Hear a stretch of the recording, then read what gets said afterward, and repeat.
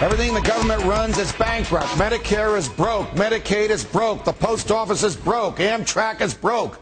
Social Security is a bigger Ponzi scheme and a bigger fraud than anything Bernie Madoff ever dreamed of, and it's broke. The government consumes wealth. Private industry produces wealth.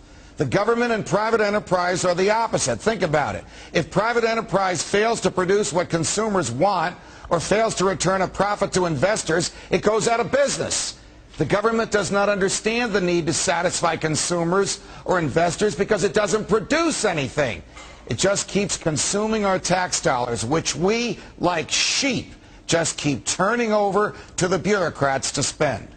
When the government wants to save money, it shuts down, like Chicago's City Hall did yesterday. When private enterprise wants to make more money, it works overtime.